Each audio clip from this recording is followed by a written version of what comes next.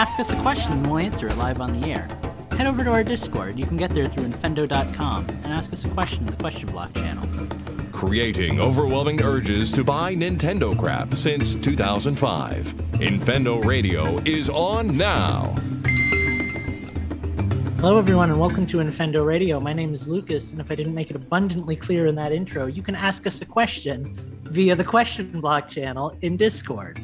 I am joined for episode 649, I want to say, maybe, possibly, could be, maybe, let's go with that, by Eugene and Justin and the ghost of Steve, who haunts our studio and keeps us all awake at night.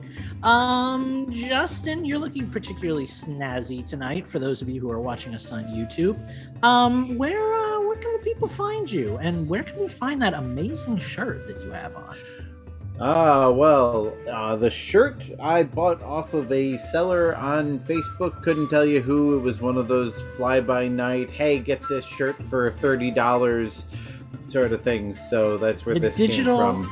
The digital equivalent of buying something off the back of a truck. But I like it. You got a good deal. Basically, yeah. I mean, I got the shirt. I also got, I don't know if it was the same seller, but I got one with the Haunted Mansion wallpaper print on it. Which is basically the same material. Anywho, you can find me on Twitter at InfendoJustin. Haven't been all that active for the past couple of weeks, but I'm there. You can reach me there. Follow me there. I'm there. You can also go to thedisneyparkbench.com. There's a new blog that went up earlier this week, so go check that out. And follow my Disney tweets at Utilidork. Nice, very nice. Eugene, where can I go if I wanted to follow your Disney tweets?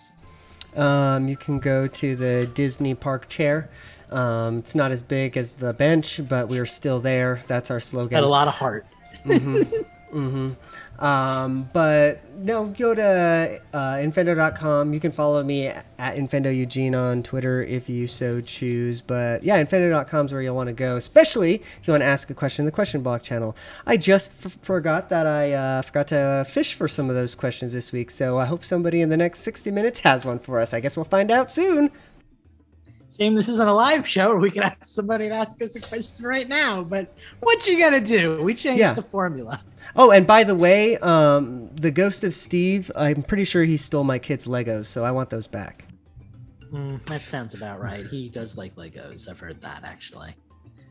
Well, we have got a show for you tonight, and we are going to get straight to the meat of it, because there's a lot going on. It's like I was telling these guys pre-show, it's all kind of like little stuff, but there's a lot of little stuff that happened in the last 7 days since we recorded our last show. So I kind of want to go over some of that with you guys and see what's up, see what's going on, and see what you guys think about it. So let me pull up my show notes here that I definitely haven't been stalling for, and we can get to it. First thing that happened literally the day after we recorded, Nintendo acquired an animation studio. So, Justin, you actually shared this one with us. I don't know if you have anything particular to say about it, but they acquired, I believe it's Dynamo Pictures, and maybe for the Mario movie. What's the deal with this? What's going on? So I don't think it's for the Mario movie, because Illumination's still doing that.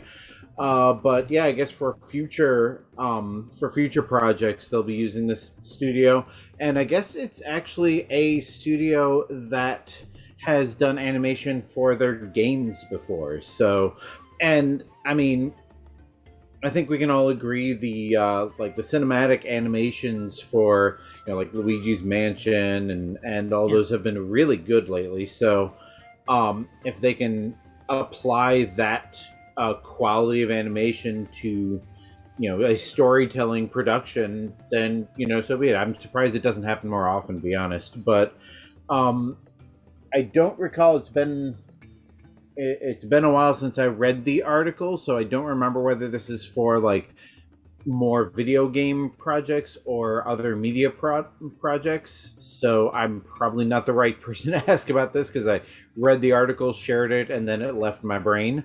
But but yeah, I mean, Nintendo's really kind of pushing to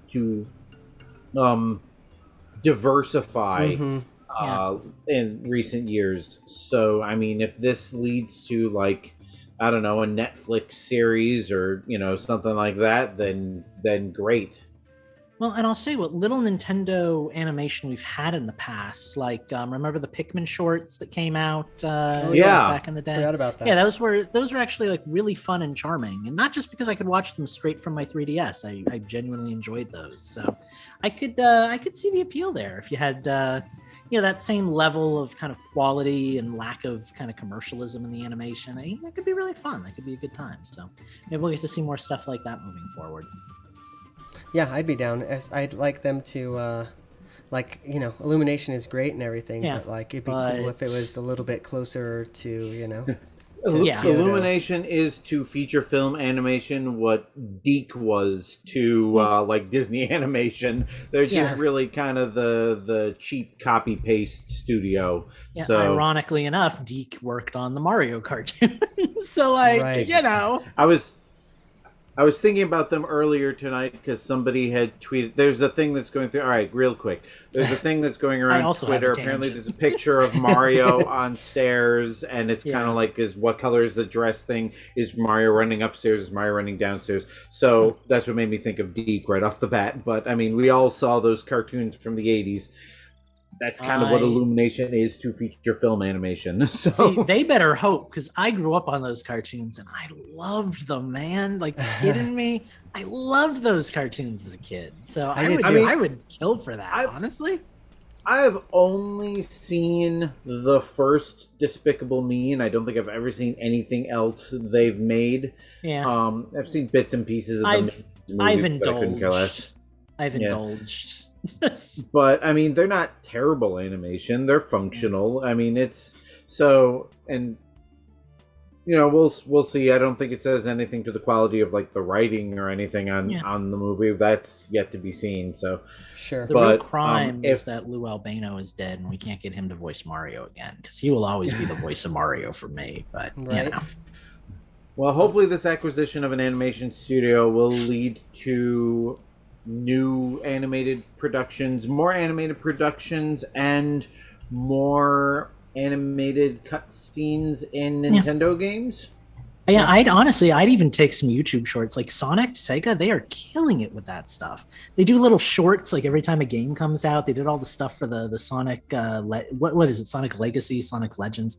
What was the game that just came out? The collection. That had all those little animations, cutscenes for that. Yeah, it's like just that level of stuff. It doesn't even have to be like major motion picture level. Just give me some little cutscenes in between my story, and it's like, oh, I love this. All right, so hear me out. The next Hulu series is called Zelda, the Timeline, and it's just the Zelda timeline. No, but it's not a Zelda story. With completely it's a bunch of episodes. It's a bunch of British historians going, the Ocarina of Time timeline. The timeline diverges into 3 separate.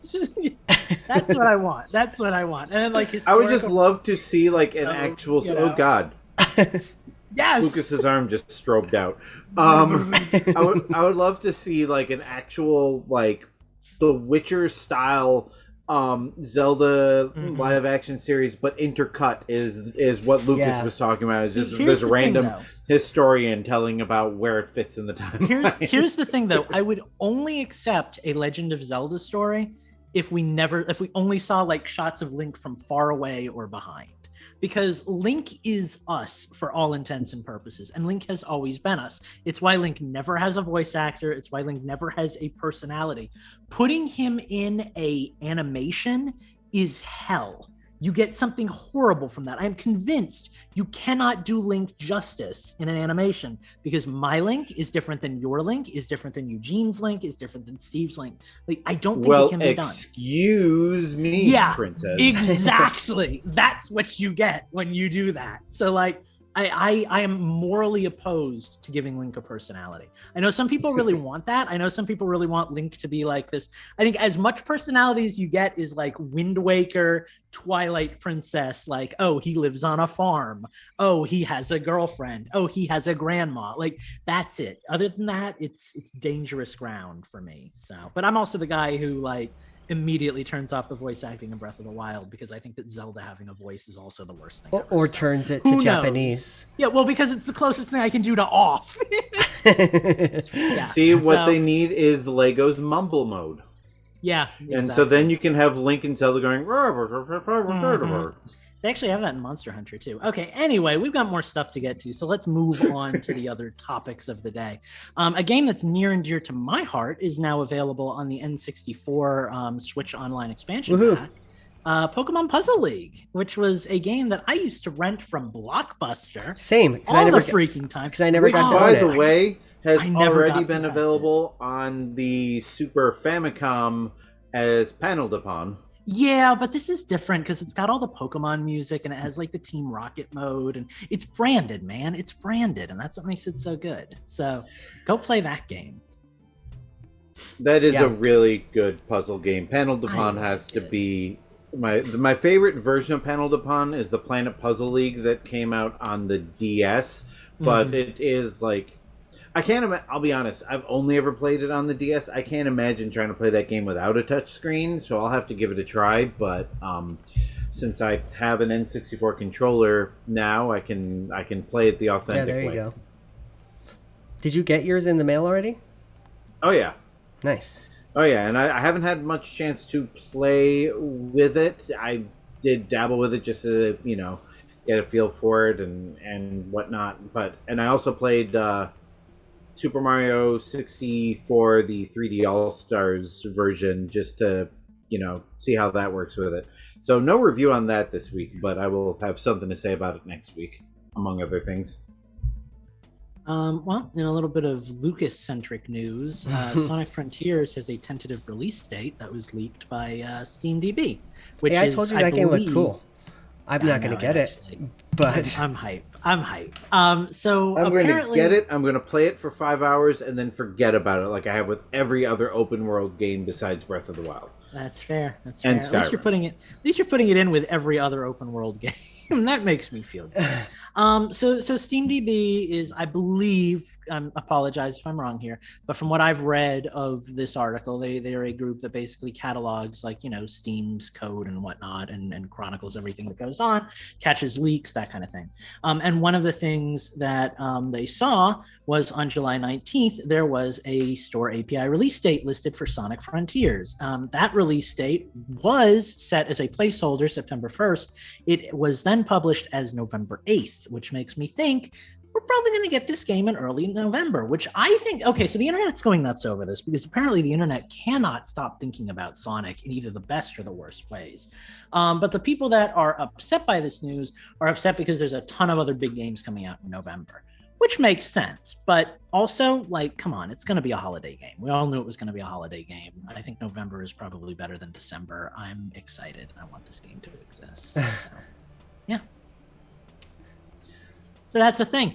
And like I said, that's kind of Lucas-centric news, so I'd imagine none of you have anything particularly interesting to say about that. But if you do, speak now or forever hold your peace, and we'll get to the next segment. I mean, it looks good. I will probably end up getting it. Might wait for a sale, but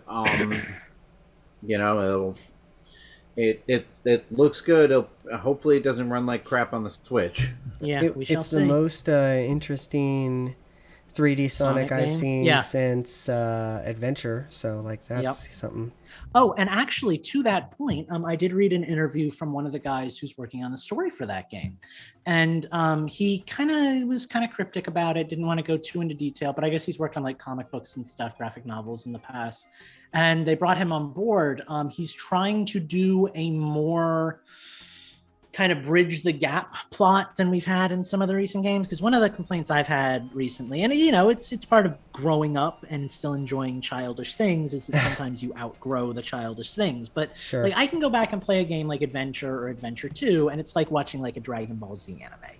It's I know why I liked this as a kid. But then you play a game like Sonic Colors and you're like, oh, this did not age well. There is some really cringy childish jokes in here that just make me embarrassed to play this game in public. So apparently he's trying to bridge that gap a little bit. There have been talks of making Eggman less of just a generic villain and more of a human in a situation. And I'm excited. I hope that they do a good job with this, because God knows it's been a hot minute since we've had a good Sonic storyline in a game. I would say the last good one was probably either Sonic Adventure 2 or maybe Shadow the Hedgehog. So, It's A been hot a minute. while. Yeah. I'm hungry. I'm hungry for games. I insist, by the way, Shadow the Hedgehog is a good game with flaws. It is not a bad game. It is a good game with flaws. There's some stuff to really like in that game. I own it. Don't need the guns. Don't need the vehicles. See, Eugene already said he's put 100 hours into it. 100%ed it. It's a good game with flaws. Thank you, Eugene, for proving my point. Oh, I do what I can. In more news, like I said, a lot of little bits here. There is currently a Pokemon Fossil Museum exhibit in an actual Japanese museum. I don't remember the name of the museum because I don't have that information in front of me, but it's pretty cool. The reason that I know it's pretty cool is because you can go online and search for this and take a virtual tour on your phone or on your computer. So if you want to go walk around a Japanese museum on your phone and look at a bunch of fossils of dinosaurs next to a bunch of fossils of Pokemon dinosaurs, you can do that for a very limited time. I think it goes away in like October, I want to say. I don't know. It's been a while since I read the article, but go check that out. It was really neat. I had a fun time. I looked at fossils. It was magical. Do you remember when the 3DS used to be able to connect to like museums and like ballparks and stuff like that? And that was really fun. Yeah. I used to do that all the time. I used to pretend I was like exploring, instead of sitting in a dorm room. Sure. Yeah, I thought that was really cool. That's kind of like me watching YouTube VR videos of Disney rides when I can't actually get to Disney World. Oh, I love like going on YouTube and watching Defunctland and watching them do like, here's the footage of when they changed the Viking ride to the Frozen ride. And I used to really like the Viking ride as a kid. I went on YouTube and I watched like the Viking ride again, and it brought back all the nostalgia and the feels and stuff. Kind of forgot, didn't realize that was a thing, but yeah, that is. It was really cool. I really liked it, and then they like Frozened it, and I didn't like that as much. So how could you? Yeah, I guess I just have to let it go. But anyway, yeah, that's the Pokemon Fossil. I like them Museum. both, but y'all have to listen to the Disney Park Bench podcast for my opinions on that. Good plug. Also, visit Lucas Peace on YouTube to get all your Monster Hunter content. One of those two things listed has actually had content in the past 6 months. So is Monster Hunter, bro. Dude, I think that's the one that subscribe. I think that's the one he's talking about. I thought he was battling me. Okay. No, I was saying I haven't produced content, but while you are, so I thought you were shaming me publicly. I was like, no, dude, I'm I've been shaming uploading. me. Okay. Well, anyway, like I always say, I prefer the Disney park chair myself, but I'm a little biased. The last bit of news is arguably the most exciting for at least two of us here, and maybe even three of us, because I think Justin's still kind of on the fence about this game. Mario Strikers Battle League is getting its first free update, and it is being labeled as the first free update, which means there will be at least a second free update. Now, what was really exciting for me is that we actually got two characters in this update and a new stadium. One of the characters is obviously Daisy, right? Who I think we were all expecting.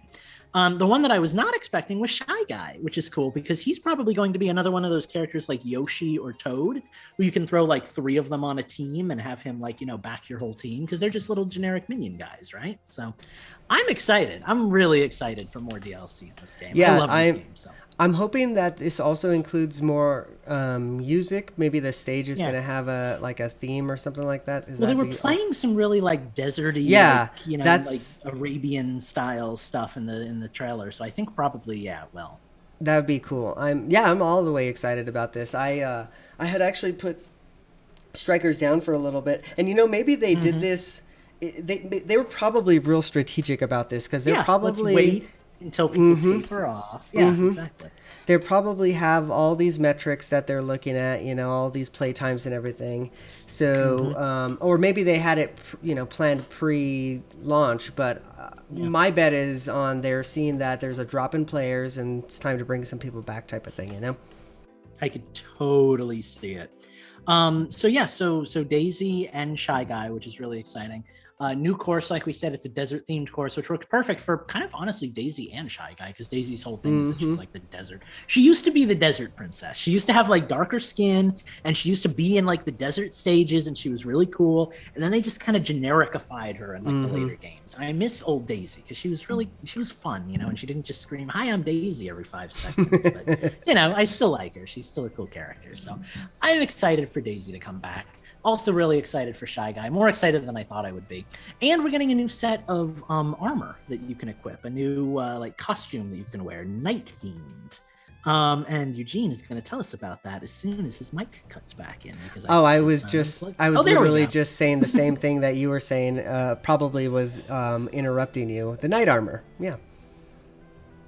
I'm excited for the night armor. So yeah, it's going to be fun. I'm looking forward to it. Have you made any progress in the tournaments? Because you're like the resident hero of this game. You've actually completed at least a single hard mode tournament. Have you done any more, or like you said, you kind of put it down? Since the last time we talked, yeah, that's pretty much the last time I picked it up. I may have gone online once or twice and gotten, the tar beaten out of me, but it went right back to Elden Ring or something else type of thing. But yeah, no, it's this is definitely going to bring me back in for sure. I'm so excited.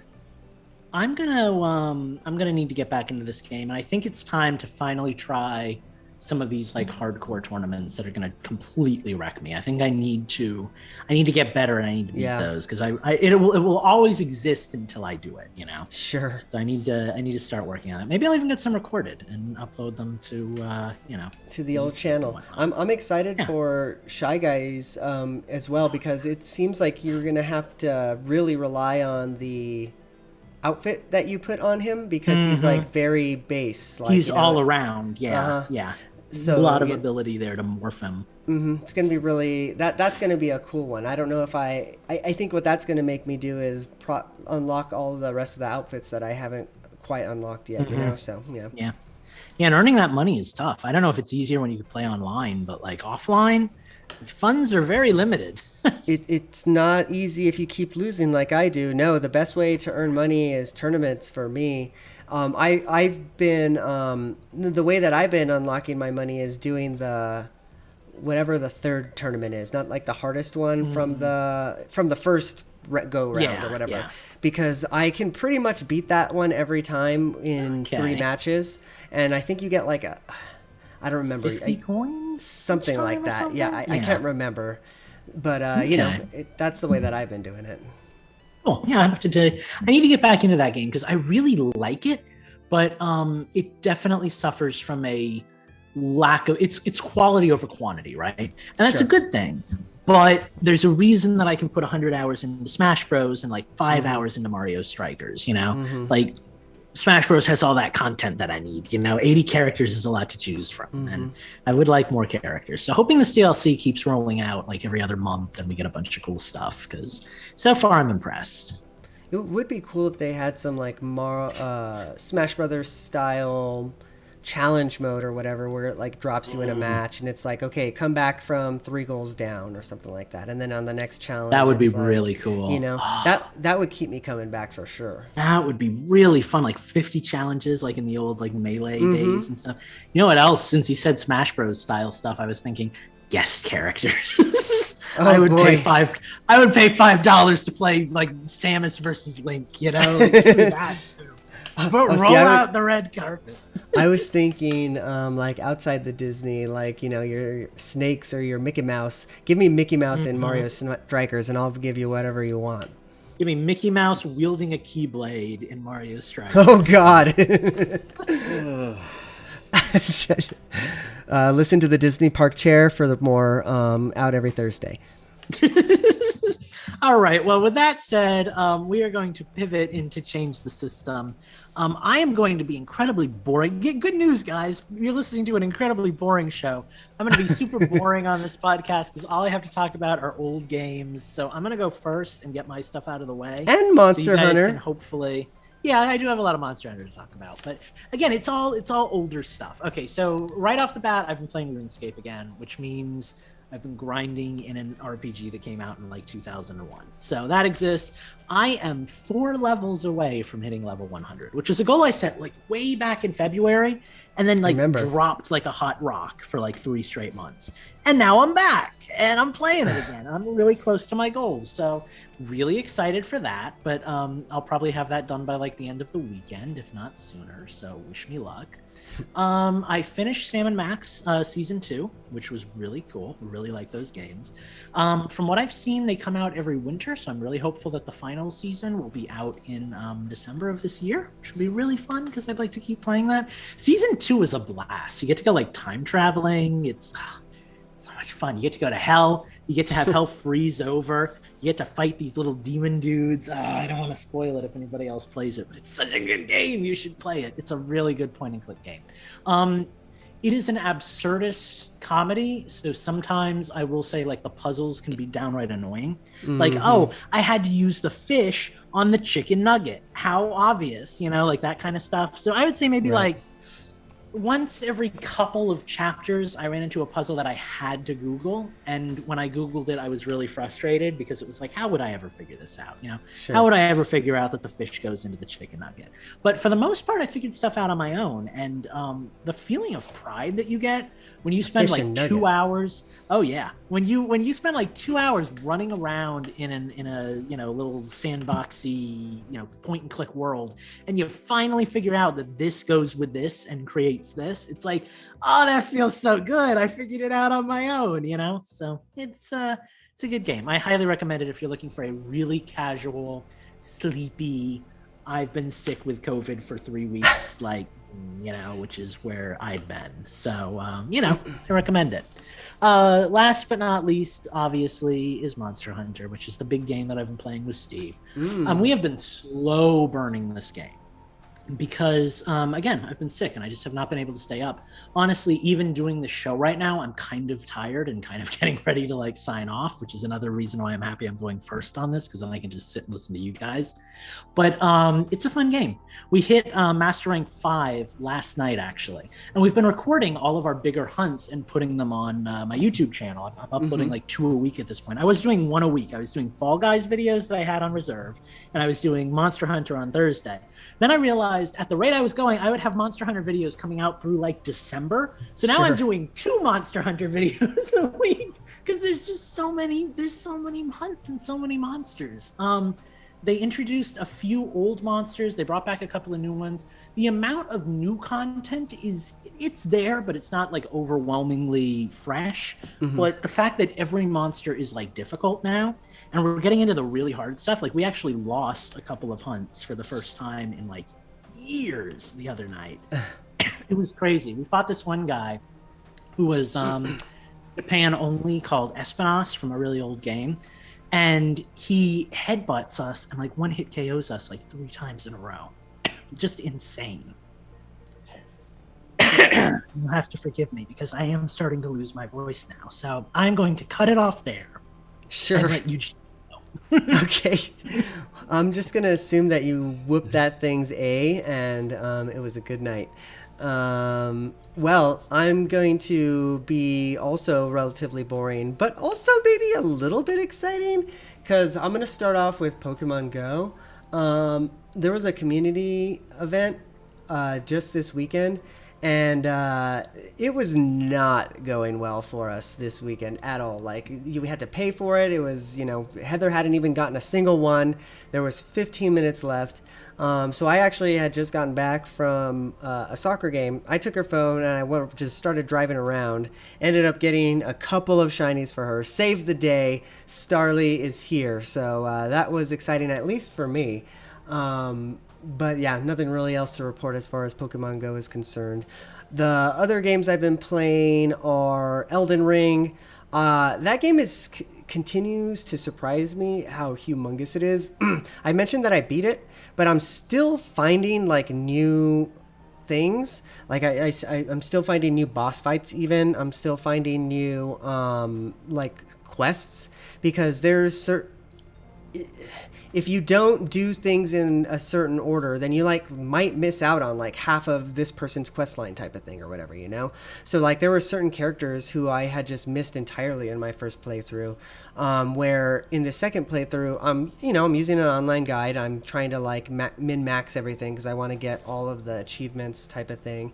And I'm just finding that there's entire quest lines I miss. So there's this one. It's cool though. Yeah. It really is awesome. And that's where you get all the lore too. So I'm going to spoil slightly spoil I guess Elden Ring quest line, so if you care, just take your headphones out type of thing. But there's this quest with this gal, and she asks you to go find her stolen necklace. So you go find the necklace, and then she invites you to like her house. It's this big, huge manor. Come to find out that this gal has been lied to her whole life. She was stolen as a baby. She's actually not even a girl. She's a snake in disguise. And there's this whole quest line about it that you have to solve. And it's really cool. It's really fun. Sounds like you know this quest, Lucas. So yeah, I've seen that. So I've seen a lot of like little videos and stuff. There's like a couple of common themes I've seen with Elden Ring. I am alive, by the way. Sorry about that. Thank you. But yeah, I've seen her. She's going around the internet like crazy because apparently she's awesome. But also I've seen that like a common theme in this game is helping people generally results in giving them horrible outcomes to their problems. 100%. So like that's a thing. You might just want to avoid everybody. In fact, again, this is slight spoilers. You can even with this gal, instead of like choosing to reveal her horrible upbringing, you can just give her this potion called the Potion of Forgetfulness, and she'll just forget everything about her life and, forget that she ever was a snake type of thing. So, yeah, I don't know, loving this game a lot. It's proving to be the game that keeps on giving. And on that note, I keep giving to the game because I see that I find this game kind of like I find when I BitTorrent, meaning that if I download something, I usually want to upload the same amount of, that I downloaded. So if I download a 10 gig movie or whatever, I'm going to leave my computer going and let people upload and leech off of me because I feel like that's the right thing to do. What I do in this game is after I beat a boss, usually 9 times out of 10, I'm having somebody help me with it because these bosses are really hard. After I beat a boss and level up my guy and all that fun stuff, I'm usually going and putting my summon sign down and helping other people fight the boss. So I usually try and help at least 2 people fight a boss after I've gotten help from one. I don't know. Just kind of a weird etiquette thing I do in this game. Speaking of, Lucas, if you're ever playing that game that's in your background, Dark Souls, and you need help on a boss, just let me know. I'll boot up that old Switch and put my summon sign down. Can we do that? That's a thing. Yeah. I can put my summon sign down and we can multiplayer together, friend. It's okay. But you have to be human form. You can't be hollowed. Have you figured that part out yet? Yeah, you take the little like fire spirity thing, and then you go like human, and then that's the number on the top of your screen. See how it's 0? When you have 1, that means that you can unhollow yourself. Real quick, are there any other benefits to being a human besides that, or is that like something that I should learn by experiencing it? There are other benefits, and I can tell you. It's okay, I guess. The main, that's the main one, but the others are there's enemies will drop items more frequently. Is another thing. Okay, cool. I think you might actually have slightly more health if I remember correctly. There's other benefits as well. So you generally want to be human if you can be. Okay, cool. Yeah, you want to be a human at all times if possible because you're gonna get more drops and stuff like that. Here I have been playing it on hard mode. Yeah, the Elden Ring has a whole different rule set too. Like it's like a whole other game mechanics type of thing, but it's still fun. I want to go back to Dark Souls after I finish up my playthrough with this one. The last game, real quick, that I've been putting a little bit of time into is Unpacking, and I finished it. And man, I highly recommend you pick up that game. I talked about it a little bit last week. It's free on Game Pass. So if you have Game Pass, download it. It's free. But it's also on Switch, so it's relevant to this Nintendo podcast. I think it's listed as $20. I don't know that I would pay $20 for this game. I'll be real. But it was awesome. I think it's on my wish list, and because everybody's been saying that it's good, but yeah, I haven't been willing to commit $20 for it. Download it on Game Pass, Justin. I know you have an Xbox. It's like a under 5-hour game, so you'll be able to play it. I was most games that I will play on my Switch, I want them on my Switch because I know I'm going to sink like a 20-hour experience into this one. This one wasn't so bad because I was able to do like, a couple 2-hour sessions on the TV, so yeah. Yeah. But yeah, that one's fun. That was pretty much it. So I'm going to toss the baton to Justin. All right. My change of system, as usual, is not all that exciting because it was mostly the same old stuff. But I did get into this weird kick in the past couple of weeks of playing games that I haven't played in a long time.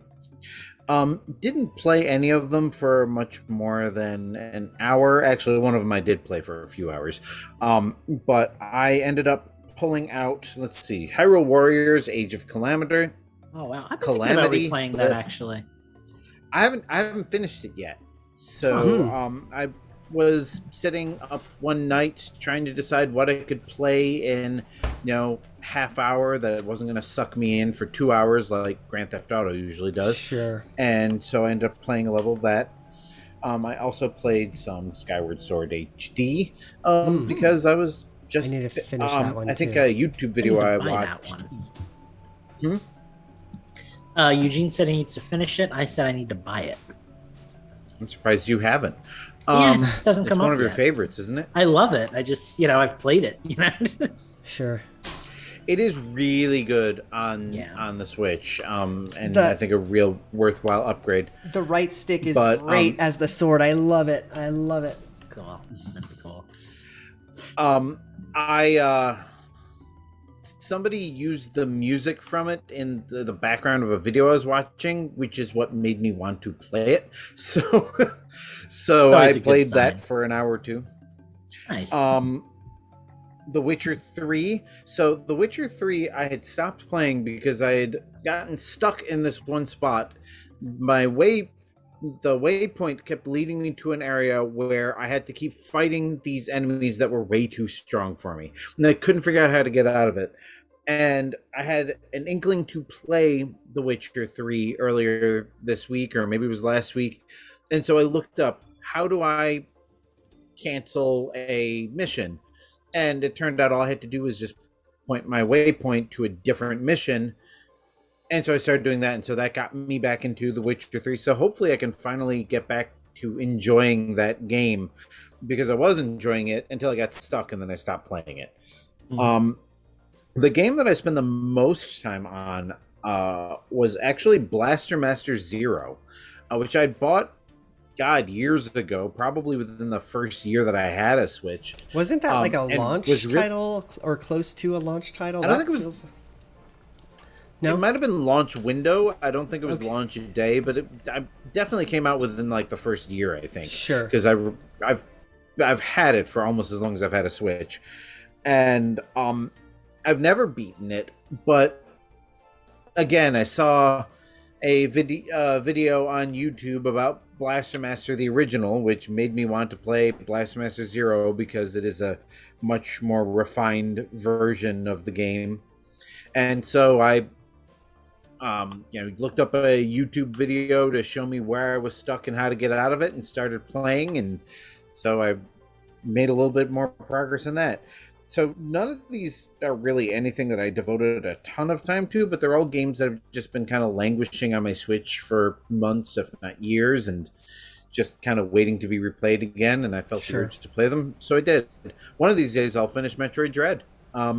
You fizzled that on that. Actually, no. I'm making a homework assignment now that I think. Now that you're making me remember the ending of that this week. I need to talk about that ending with somebody, bro. Okay, who am I? So here's a little spoiler for the listeners. I just bought myself a brand new 55-inch OLED 120 hertz television. It does not arrive until next Wednesday, but once I get that OLED TV, I will absolutely want to play Metroid on it. That's what you said about the OLED Switch. I don't believe you. I need you to finish that game.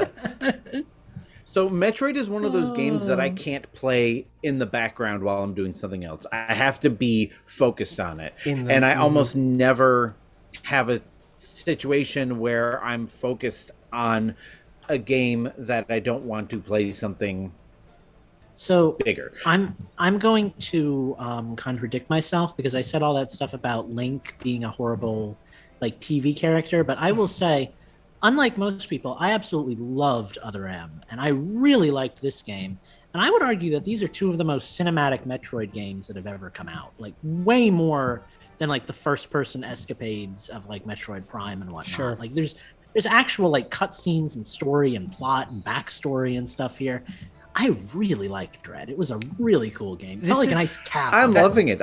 There's nothing about game. Dread that is making me not play Dread it other than like focus. So yeah, I will say, staying completely spoiler proof to Justin here. My only complaint is I really would have liked to have experienced more of that end of the game thing in like a whole nother game of its own. And Totally.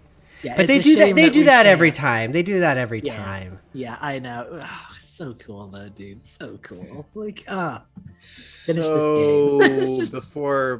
before this devolves into something I have to take my earphones out for. The other game that I've been playing the most of that I hadn't played before is MLB The Show 22, which is this week / month's Nintendo Switch Online trial, and this is because the All-Star game is coming up. This is the PlayStation developed baseball sim game that just recently was released on all non-Sony systems, and so I wanted to give it a try because I love the Super Mega Baseball. It is very arcadey, which I like about it, but sometimes I like to have that sim experience. And from what I've played of the show, it is a really good baseball sim. It is not, and it plays good on the Switch. That it's yes, that's impressive. Yeah, because that basketball one I got was garbage. Same. There are moments where the frame rate like significantly dips. But for the most part, I mean, it looks and sounds well enough for. I mean, it doesn't have to be completely photorealistic for me to enjoy it.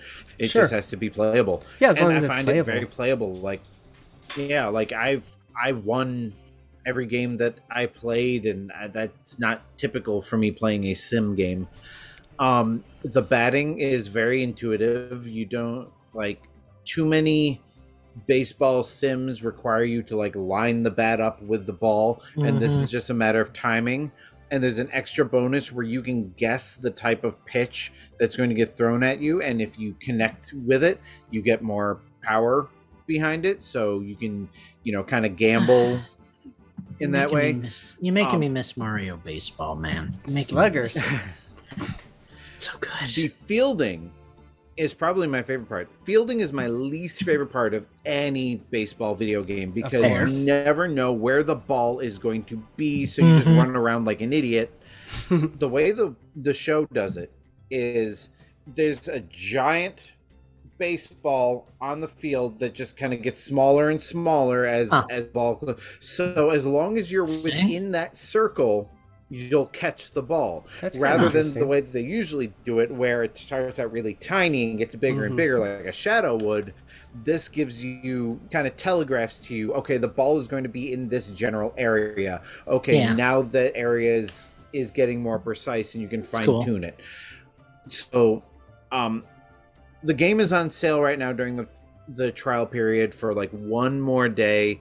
It's 50% off, so it's $30. Really considering getting it. I'm just, like, I don't know how much I'm going to play it because I already have Super Mega Baseball, and that. Didn't mean to cut you off mid-sentence, but does it have a like build your own team aspect to it? Like, can you be like the New York Blurns Ballers or whatever, or do you have to be like? I don't know how robust I don't know how robust it is, but I did accidentally stumble into the create a team, Okay. and I believe you can also create the players. So I mean, you can definitely do some customization of it, and then you Okay. can probably like trade in like actual players. I was I was very disappointed that I couldn't play as Ken Griffey Jr. because those are my baseball games. So they don't have like on the Yeah. N64 they from don't the have like all the 90s. classics and stuff. You can't slap You can Daryl Strawberry in play. there and have him juice up. I haven't found. I know some sports games do have like the classics. I haven't found that a classics team yet. Maybe they're hidden in there. Maybe you have to buy the full game to find them. Sure. But you can, like most of them, you can play like old versions of team uniforms. So you can play as the Mariners in their '90s uniforms and stuff like that. Cool. So yeah, I'm enjoying it. Like if you like baseball sims and would rather have it on a portable system than on a console, then I think this is probably a good one. I mean, you'd have to actually get it now because it goes off sale probably by the time the podcast goes out. So Sure. you're not but it's it's good, and I think I might end up getting it while it's on sale just because there's no way I can justify spending $60 on it, but for $30 I might get my money's worth out of it. Yeah. So besides all those old games that I played a little bit of and that one new game that I just spent 5 minutes talking about, it's been the same old Grand Theft Auto 5 and a smattering of casual, puzzle games. Grand Nice. Theft Auto and Legos for Justin. Same old, same old. Oh, You know how it goes. guess Legos. Hang on. Whoops. For those of you listening to this show, please hold. Justin just left the set. I have to show this off. I've shown it off a couple times before, but I haven't actually talked about it. This is not actual Lego. This is a mock bricks, which is like a Chinese knockoff. But I'm very proud of this one. It is the Super Star Destroyer from Star Wars, and it comes with a little tiny like Imperial Star Destroyer for scale. And I put this together the other night, and I'm very proud of this. I can't wait to put this on my shelf. So I've been doing a lot of Legos lately. Why mock bricks and not Legos? Because the Legos version is like 10 times as expensive, probably, or does that one not even exist as a Lego? And 10 set? times bigger.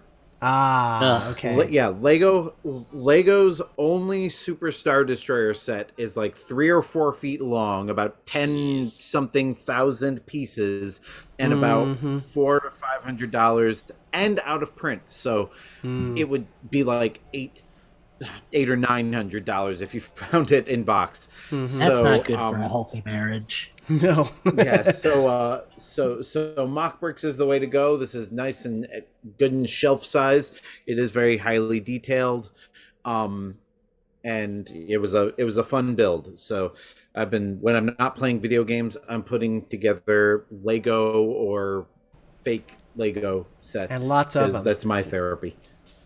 So I haven't posted pictures of the other ones that I've built. I really should, because I built a lot of stuff in the past couple weeks.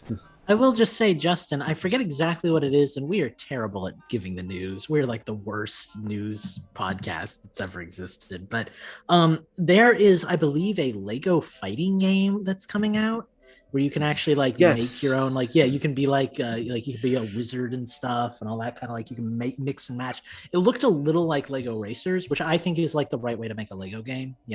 Good core gameplay combined with the ability to actually put bricks together and make things. So that game that is coming out on Switch is already out on.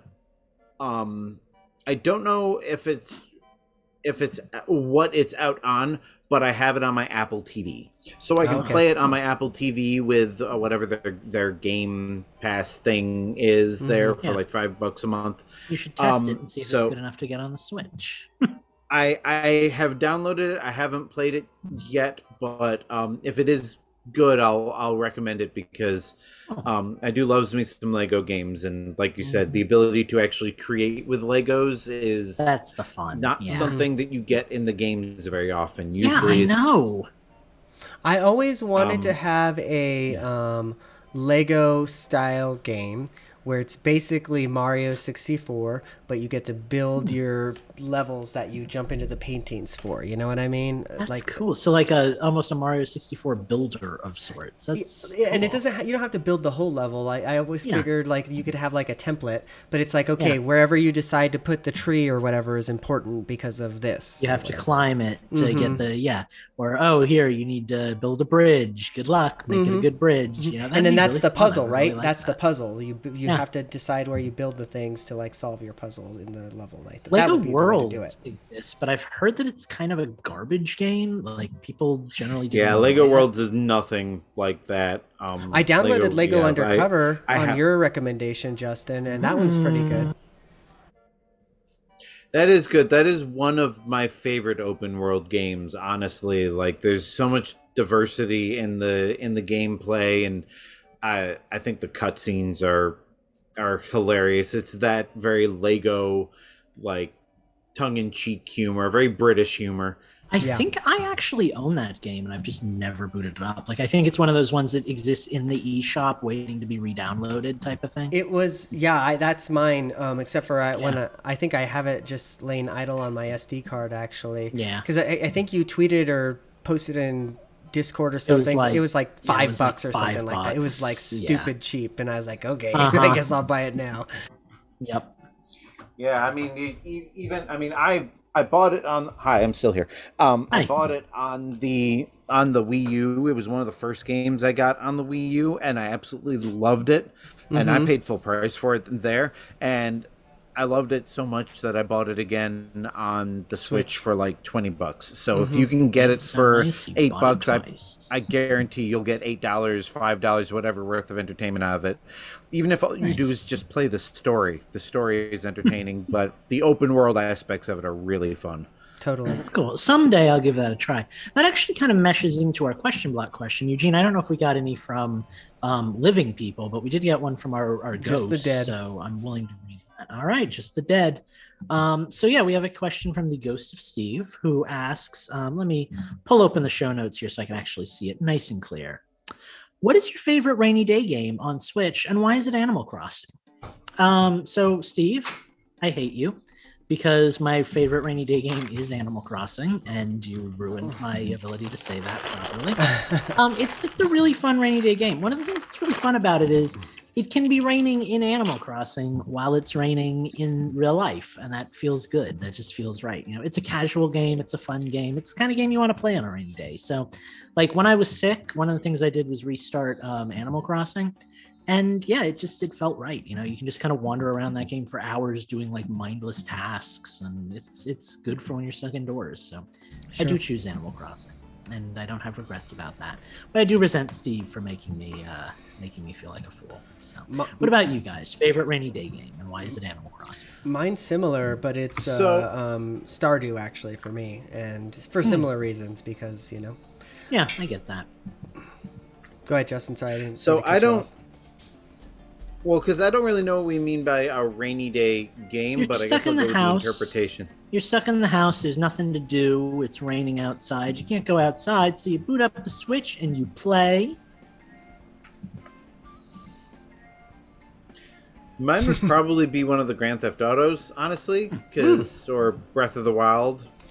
Any I could see world that I can just open up and explore and get lost in. Like Breath of the Wild was a great rainy day game for me because, like I can boot up Breath of the Wild, have absolutely no intentions of doing anything in it, get completely lost and spend an hour doing God only knows what and being entertained by it. Yeah. Same with Grand Theft Auto.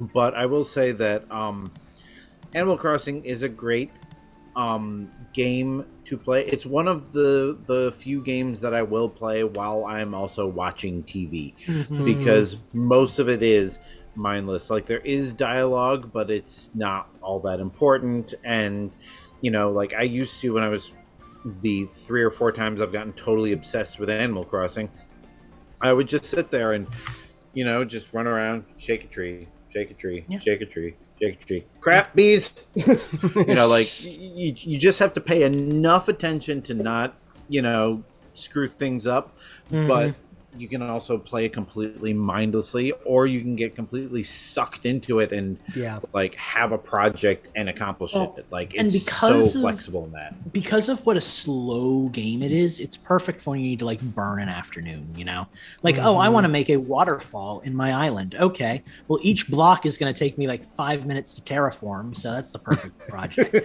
I want to play Happy Home Designer and design a bunch of houses. Oh, great, we have an unlimited supply of over 700 villagers to choose from. There's always something to do in that game, and it's always going to be really, really slow and tedious. It's funny because that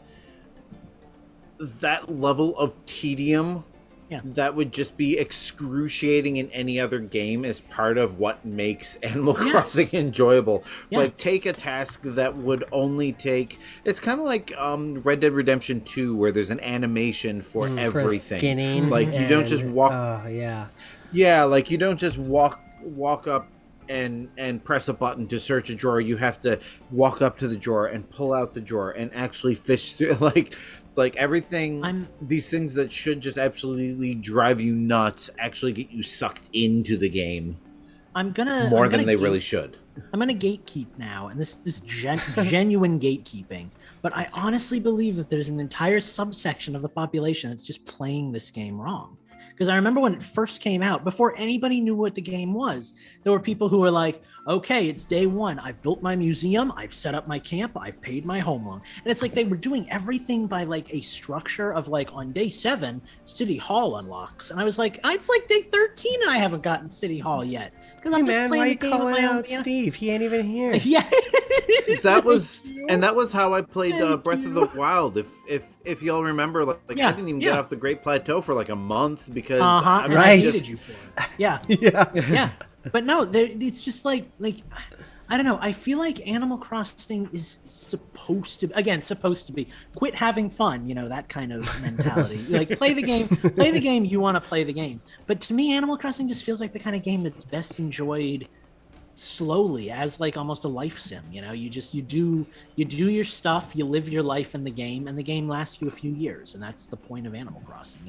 It's not supposed to be task based or oriented to that's why Animal Crossing is never it's a game for me in a sense that I'll play it for a month, but by the time I finish it, quote unquote, I do. I'm done forever. Kind of done, I do that too. The difference is every year or so. Animal Crossing tonight, and I solely blame Lucas for it. It's okay, but every year or so, in every Animal Crossing game I've ever owned, I reboot Animal Crossing.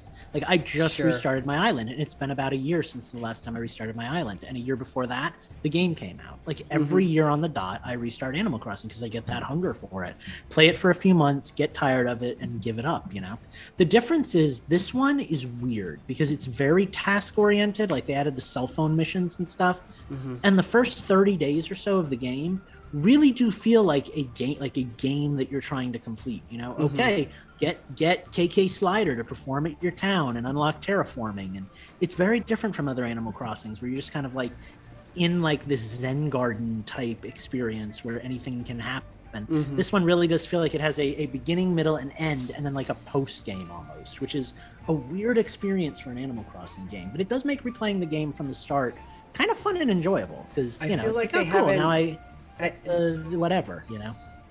I feel like they haven't nailed that since, honestly, the GameCube and the DS games, those are kind of the... I think the GameCube maybe did it a little bit better because it had better stuff to earn, as in the video game stuff, right? That you can unlock. But the DS game perfected it in that there was just much more post-gamey type stuff to do, you know? So... I a couple of things. One, I wish they would remake the original game in this engine so I could experience it in all its glory, or even just port it. Honestly, that would be cool. 2, I would love to see that done for a lot of things, honestly. Yeah, Like, honestly. let's release Super Mario 64, but in the Odyssey. engine, you know? Yeah, Like, I know. That would be really there needs to be cool. more of that. But number 2, this is another one of those series. I notice, this is obviously going to happen more and more the older I get, and the more series evolve past me and new developers take over where old ones left off and stuff.